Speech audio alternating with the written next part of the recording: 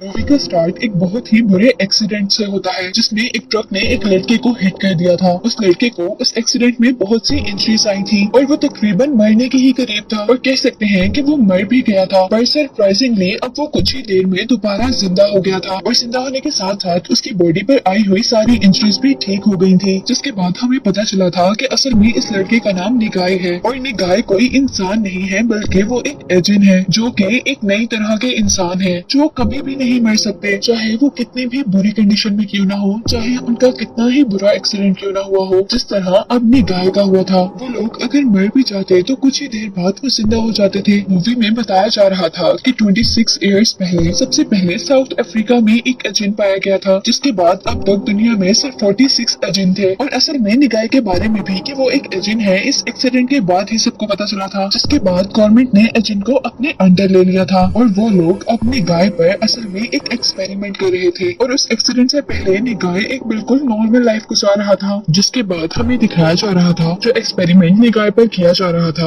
उसे टोसाकी नाम का एक आदमी लीड कर रहा था और यही आदमी इस सारे एक्सपेरिमेंट की रिपोर्ट गवर्नमेंट तक भी पहुंचा रहा था। जबकि इससे भी ज्यादा हैरानी की बात ये थी कि निगाह अभी तक ये नहीं जानता था कि उसके साथ ये सब कुछ क्यों हो रहा है, उसके ऊपर किस तरह के एक्सपेरिमेंट किए जा रहे हैं, क्योंकि वो अपनी सच्चाई ही नहीं जानता था कि वो एक एजेंट है। और तभी अचानक हम देखते हैं कि एक्सपेरिमेंट लैब पर कुछ टेररिस्ट ने अटैक कर दिया था और हमें भी पता चला था कि वो टेररिस्ट भी असल में एजेंट ही है। और वो टोसाकी यानी एक्सपेरिमेंट के हेड को जाकर बताते हैं कि असल में वो निगाह को उनके जंगल से छुड़वाने के लिए आए हैं। और इसी को बताते साथ ही उनके पास बहुत से गार्ड्स आ गए थे जो कि उनको अंदर जाने से रोक रहे थे और इसीलिए उन पर अटैक कर रहे थे। और उनमें से एक गार्ड, एक टेररिस्ट जिसका नाम साटो है, उस पर एक खास वेपन से अटैक कर देता है। और इससे पहले कि वो अटैक साटो को कुछ करता, साटो अपना वो हाथ ही काट देता है जिसके ऊपर गार्ड ने एक पॉइजनस इंजेक्शन से अटैक किया था। और अब वो गार्ड से इसी तरह लड़ रहा था जैसे उसे कुछ भी ना हुआ हो। और तभी एक दूसरा गार्ड साटो को ही उसी तरह के वेपन से उसके हार्ट के करीब मारता है, जिस अटैक के बाद साटो ने अपने आप को ही खत्म कर लिया था। पर क्योंकि साटो एक एजेंट था इसीलिए वो कुछ सेकंड बाद ही दोबारा जिंदा हो गया था और उसकी सारी इंजरीज भी हील हो गई थी। जिसके बाद साटो सारे रिसर्चर्स को मारते हुए निगाह तक पहुंचता है और उसे गन देकर वहां पर बचे बाकी रिसर्चर्स को मारने के लिए कहता है। लेकिन क्योंकि निगाह एक पीसफुल एजेंट था वो ऐसा नहीं करना चाहता था। वो साटो के सिखाने के बावजूद किसी भी रिसर्चर को नहीं मारता और खुद साटो पर ही अटैक करते हुए बाकी रिसर्चर्स को लेकर वहां से भाग जाता है। जिसके बाद यहाँ साटो तो दोबारा जिंदा हो गया था,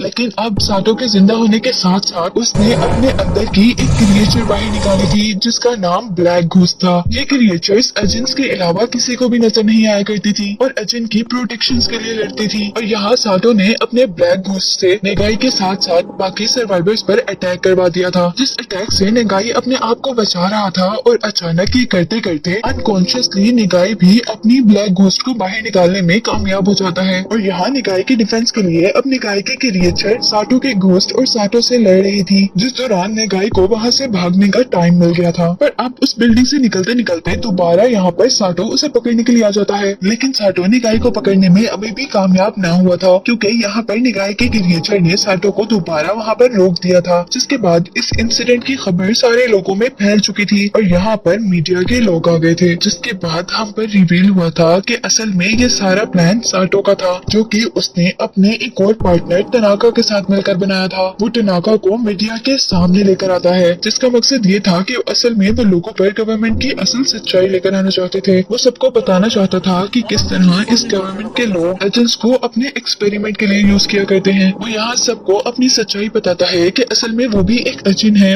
और उसने अपने साथ ही एक दूसरे एजेंट को भी इससे पहले आजाद करवाया था जिसका नाम तनाका था। और अब वो निगाह को इन लोगों के जंगल से छुड़वाने के लिए आया था। वो सबको अपनी बात पर यकीन दिलवाने के लिए एक फुटेज भी लेकर आया था जिसमें वो लोग तनाका पर टॉर्चर कर रहे थे अपने एक्सपेरिमेंट को परफॉर्म करते हुए। और ये सब कुछ दिखाने के बाद वो लोगों से कह रहा था कि एजेंट भी एक तरह के ह्यूमंस हैं और उन्हें ह्यूमंस की तरह ही ट्रीट करना चाहिए।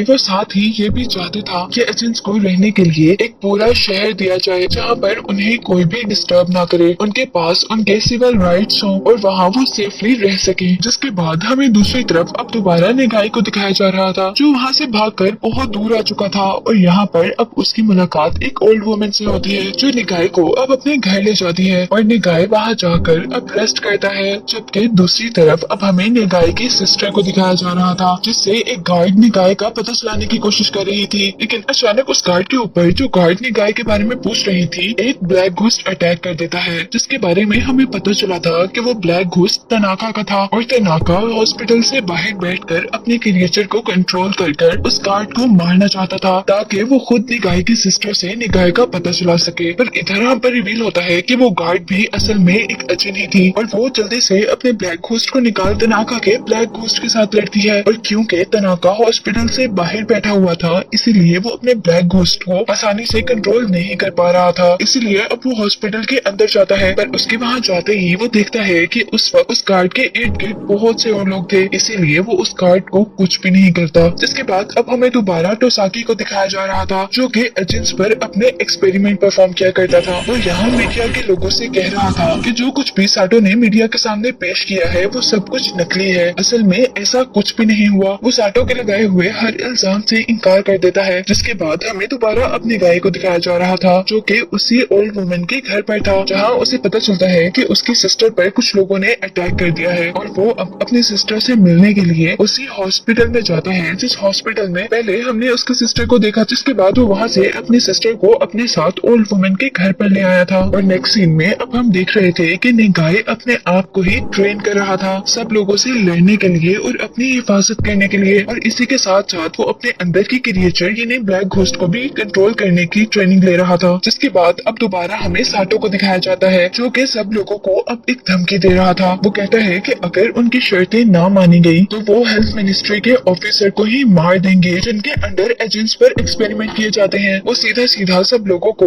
उनसे जंग करने पर आमादा कर रहा था और साथ ही वो सभी एजेंट्स को भी ये मैसेज दे रहा था कि जितने भी एजेंट्स इंसानों से बचकर और छुप कर रह रहे हैं वो भी उन लोगों के साथ मिलकर इस जंग में हिस्सा ले सकते हैं। जिसके बाद हमें दोबारा लेबोरेटरी का सीन दिखाया जा रहा था जहाँ पर हेल्थ मिनिस्ट्री के ऑफिसर बिल्कुल आराम से बैठे हुए थे क्योंकि उनको यकीन था कि ऐसा कुछ भी नहीं होने वाला। जबकि बिल्डिंग के नीचे बहुत सारी पुलिस उनको प्रोटेक्ट करने के लिए खड़ी हुई थी और अचानक हम देखते हैं कि एक प्लेन लेबोरेटरी की बिल्डिंग से आकर क्रैश हो जाता है जिसने वहाँ पर बहुत तबाही मचा दी थी और वो पूरी की पूरी बिल्डिंग डिस्ट्रॉय हो चुकी थी। और हम पर रिवील हुआ था कि असल में उस प्लेन के अंदर साटो ही था और इसी ने प्लेन के जरिए उस बिल्डिंग पर अटैक किया था। और यही हम ये भी देखते हैं कि बहुत से और एजेंट्स भी साटो के कहने के अकॉर्डिंग अब उनकी हेल्प करने के लिए यहाँ पर आए थे। अब साटो के बिल्डिंग के नीचे आते ही उसे पुलिस फोर्स घेर लेती है और वो लोग अब साटो को अपनी गन से कॉन्टिन्यूसली मार रहे थे ताकि उसे दोबारा जिंदा होने का टाइम ही न मिले। लेकिन तभी तनाका दूसरी बिल्डिंग से पुलिस फोर्स पर अटैक कर देता है जिसकी वजह से पुलिस फोर्स की अटेंशन डाइवर्ट होती है और साटो को दोबारा जिंदा होने का मौका मिल जाता है। वो होश में आते ही अपनी एजेंट्स पावर्स और स्किल्स का यूज करते हुए सभी पुलिस ऑफिसर से लड़ते हुए उन्हें हरा देता है। जिसके बाद आखिर वो जीत ही गया था और इस लड़ाई में जीतने के बाद अब साटो टोसाकी को कहता है कि उसे अब हर हाल में 20 डेज के अंदर अंदर टोक्यो खाली चाहिए ताकि वहाँ पर एजेंट्स रह सके और अगर उन लोगों ने ऐसा ना किया तो एजेंट्स टोक्यो में एक ऐसी गैस रिलीज कर देंगे जो कि सारे लोगों को मार देगी क्योंकि वो एक पॉइजनस गैस होगी। जबकि अब दूसरी तरफ ओल्ड वुमन के घर के पास सभी लोगों को ये पता चल गया था कि ओल्ड वुमन ने अपने घर पर एजेंट्स को प्रोटेक्शन दी हुई है, इसीलिए वहाँ से निगाई अपनी सिस्टर को लेकर निकल जाता है। जिसके बाद हमें दोबारा टोसाकी को दिखाया जाता है जो कि साटो से कॉन्टेक्ट कर उससे कहता है कि अगर तुम्हें टोक्यो की जगह कोई और शहर दे दिया जाए तो कैसा रहेगा। पर क्योंकि अब साटो ने टोक्यो की डिमांड की थी इसीलिए साटो ने टोसाकी की ये ऑफर रिजेक्ट कर दी थी। जिसके बाद हम देखते हैं कि यहाँ पर टोसाकी से मिलने के लिए निगाई आया था क्योंकि वो टोसाकी के साथ एक डील करना चाहता था जिसके अंदर निगाई जो कि एक एजेंट है वो फिर भी ह्यूमन का साथ देगा साटो के खिलाफ यानी एजेंट्स के खिलाफ लड़ने में। जिसके बदले टोसाकी को निगाई की सिस्टर की आइडेंटिटी चेंज करनी थी और उसको गवर्नमेंट की प्रोटेक्शन में लेकर आना था क्योंकि वो भी एक एजेंट थी लेकिन वो इनोसेंट थी और उसका इस लड़ाई से कोई ताल्लुक नहीं था, इसीलिए निगाई उसे प्रोटेक्ट करना चाह रहा था।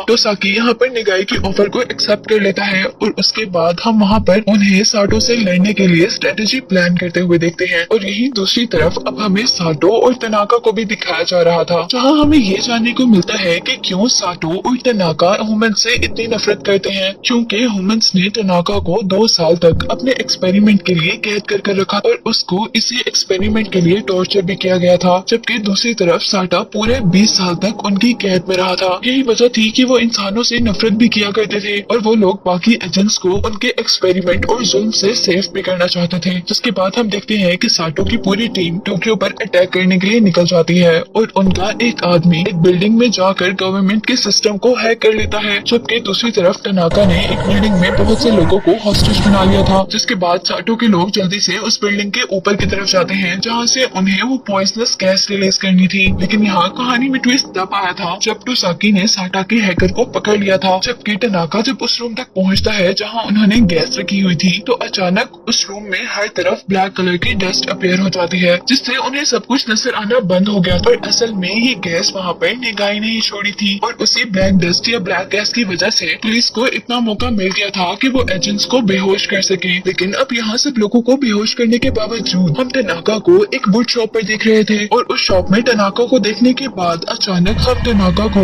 उसी बिल्डिंग में दोबारा जिंदा होते हुए देख रहे थे, जिस बिल्डिंग में से असल में उन्होंने अपने मिशन को परफॉर्म करना था, यानी जिस बिल्डिंग से उन्होंने टोक्यो में तबाही फैलानी थी। पर यहाँ अब कंफ्यूजन ये थी कि तनाका असल में मरा तो नहीं था, बल्कि वो बेहोश था और एजेंट्स को असल में मारा भी नहीं जा सकता था, बल्कि उनको कंट्रोल करने के लिए हम सिर्फ उनको बेहोश ही कर सकते थे। तो इस वक्त तनाका इस बिल्डिंग के अंदर कैसे आया था? असल में उसने अपना एक हैंड काट कर पहले ही इस बिल्डिंग के अंदर भिजवा दिया था और उसी हाथ की वजह से उसने अपनी पूरी बॉडी को रीजनरेट कर लिया था, यानी दोबारा पैदा कर लिया था। और यहाँ अब तनाका को देखकर पुलिस ऑफिसर्स के साथ साथ निगाई भी बहुत ज्यादा हैरान था और वो लोग अब तनाका को दोबारा बेहोश करने के लिए उस पर अटैक करते हैं। पर पुलिस ऑफिसर्स के इस अटैक से भी तनाका बेहोश नहीं हुआ था, क्योंकि उसने अपने अंदर की क्रिएचर ब्लैक घोस्ट को अपनी शील्ड के तौर पर यूज किया था। जिसके बाद वो यहाँ खड़े सभी गार्ड्स को मारकर साटो तक पहुँचता है, जो कि अभी भी बेहोश था। वो साटो को दोबारा होश में लेकर आता है, जिसके बाद वो लोग उस पॉइजनस गैस तक पहुँचते हैं। जिसके बाद साटो उस बिल्डिंग के टॉप पर चला जाता है और वहाँ पर निगाई को भी आने को कहता है। निगाई उसकी बात मानकर रूफ पर तो चला गया था, लेकिन साटो का साथ देने के लिए नहीं, बल्कि उसके हाथ से वो गैस लेने के लिए। और उसी गैस को लेने की वजह से उन दोनों के दरमियान में लड़ाई हो जाती है, जिसके साथ साथ हम उन दोनों के ब्लैक घोस्ट को भी आपस में लड़ते हुए देख रहे थे। जबकि दूसरी तरफ तनाका अब साइंटिस्ट टोसाकी को मारने के लिए आया था, लेकिन यहाँ पर उसे बचाने के लिए एक अच्छी एजेंट आ जाती है, जिसे हमने पहले गार्ड के तौर पर भी देखा था। जिसके बाद तनाका का घोस्ट उस लड़की के ब्लैक घोस्ट के साथ लड़ता हुआ दिखाई दे रहा था और जहाँ वो दोनों एजेंट आपस में लड़ रहे थे, तभी टोसाकी आकर जल्दी से तनाका को वही इंजेक्शन लगा देता है जिसकी हेल्प से वो बेहोश हो गया था। और इस तरह फिलहाल के लिए टोसाकी जीत गया था। जबकि निगाई और साटो के दरमियान में लड़ाई अभी भी चल रही थी, जहाँ साटो अपनी गाय की स्किल से बहुत ज्यादा इम्प्रेस हुआ था, क्योंकि उसने कुछ ही दिनों में अपने आप को बहुत बेहतर बना लिया था। जिसके बाद फाइनली उनकी लड़ाई के आखिर में निगाई साटो को बेहोश होने वाला इंजेक्शन लगाने में कामयाब हो जाता है, जिससे साटो तो बेहोश हो गया था, पर अनफॉर्चुनेटली उसकी क्रिएचर बेहोश नहीं हुई थी और उसी क्रिएचर की वजह से साटो दोबारा जिंदा हो जाता है। और अब साटो निगाई को मारने ही वाला था कि तभी वहाँ पर पुलिस आ जाती है। वो लोग यहाँ पर निगाई और साटो दोनों एजेंट्स को अपने टीजर गन से फ्रीज कर देते हैं। जिसके बाद पुलिस ने उन दोनों को ही अच्छी तरह खत्म कर दिया था और उनके पार्ट्स को बिल्कुल मिट्टी में चेंज कर दिया था, ताकि वो अपने आप को रीजनरेट ना कर पाए, यानी वो दोबारा जिंदा ना हो पाए। जिसके बाद मूवी के लास्ट सीन में हम देखते हैं कि टोसाकी यानी उस साइंटिस्ट ने निगाई से किया हुआ अपना प्रॉमिस भी तोड़ दिया था, जिसमें उसने निगाई की बहन को प्रोटेक्शन देनी थी। और यहाँ सरप्राइजिंगली हम देखते हैं कि निगाई पहले ही अपना एक हाथ काट कर एक खास जगह पर सेव कर गया था और उसी हाथ की वजह से निगाई ने अपने आप को रीजनरेट कर लिया था, यानी उसको अब दोबारा एक नई लाइफ मिल चुकी थी। जिसका मतलब था कि सारे एजेंट्स इस दुनिया से अभी खत्म नहीं हुए। जिसके बाद वो बिल्डिंग के टॉप पर जाकर वहाँ से जंप कर देता है और यही दिखाते हुए ये मूवी